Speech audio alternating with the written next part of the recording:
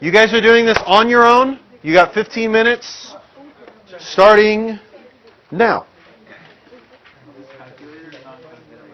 No calculator.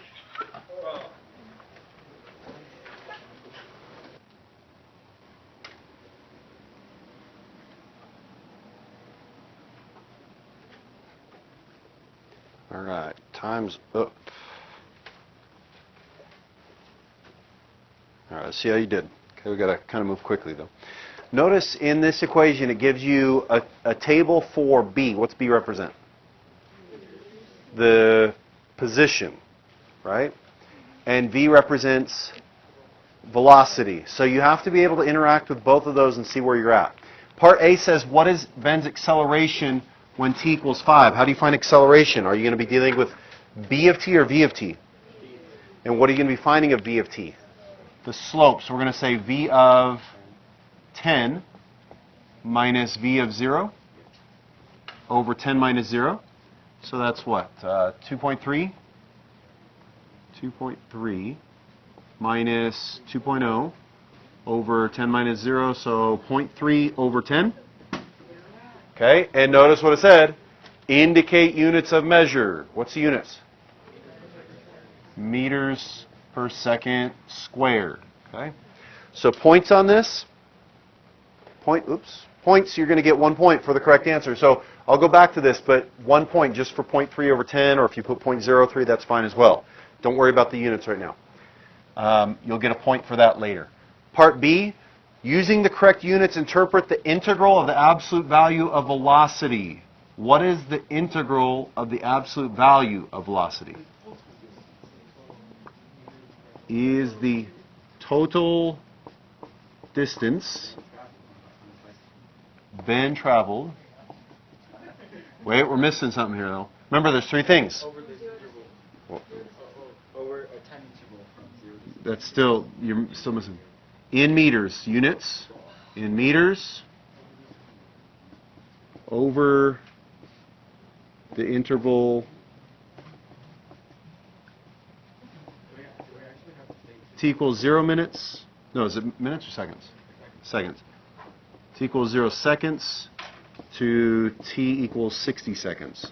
Do you have to say what? What do you mean? Since you have the numbers here? Well, you have to tell, you're trying to tell the person what this means. So yeah, you have to have that. Three things. What it is the total distance been traveled, the units, so in meters, and then the time interval.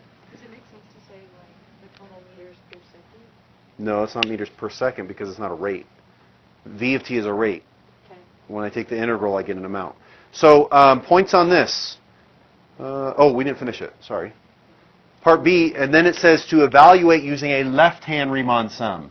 So the integral from 0 to 60 of the absolute value of v of t dt is approximately, how wide is the first subinterval?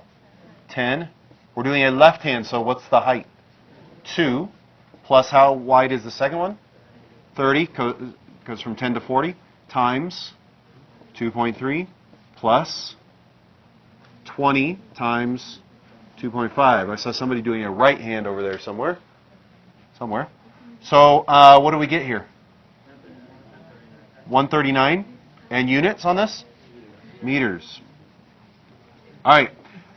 Did you have to simplify it? You don't have to. If you left it like this, you're good. Just make sure your units are there. Point values for this. You get 1 point for the meaning, 1 point for the answer, 139.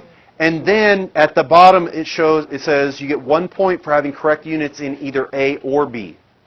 So if you had the correct units here, you got 2 points here, and then if this is all right, you got 2 more points. If you didn't have the units here, but you had them here, then you get the point that they're talking about. Does that make sense? Okay. Part C, for 0 to 60, must there be a time when Ben's velocity is 2 meters per second? Now, depending on what you're looking at, if you're looking at the velocity function, what do you see? If you're looking at the velocity function, whoops, what happened here? What the heck? Sorry. So if you're looking at velocity, from 40 to 60, can we conclude that the velocity will equal 2 somewhere between there? No. What can we conclude? That velocity will equal 3, 2.7. Why? Because it has to be between those, right? What's that called? That's the intermediate value theorem. So if we're just looking at this line, the answer is no. But because I gave you the position table, can I tell what the velocity is or potentially could be? Yes, by using what theorem? The mean value theorem. So we're going to do the slope on B. So it'll be 49 minus 9 over 60 minus 40, which is 40 over 20, which is 2. So we would say B of t is continuous and differentiable over, what, 40 to 60? Therefore, what? Therefore, the mean value theorem applies. So the answer is yes.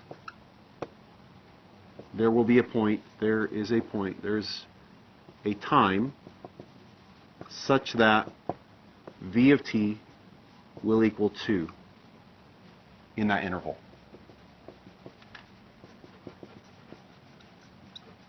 Okay.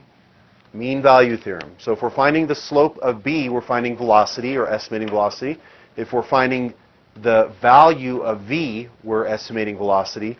But either one use different intervals or different theorems. So part C, you get 1 point for the difference quotient. So if you showed this, you get 1 point. And then you get 1 point for yes using the mean value theorem. Yes. Well, when I looked at v of t, I noticed that in v of t, the answer is no between 40 and 60. There's no guarantee. But if I use b of t and find the slope, remember the mean value theorem says the average slope is equal to the tangent line slope somewhere. So just because one equation says no, that doesn't mean it's a no. It means we don't know. But the other equation said, yeah, it can work. Does that make sense? I said like v of 50 could approximately be as 2 meters. Because you don't know if it's at 50 or somewhere else. So that won't work. You get 1 point for the 2.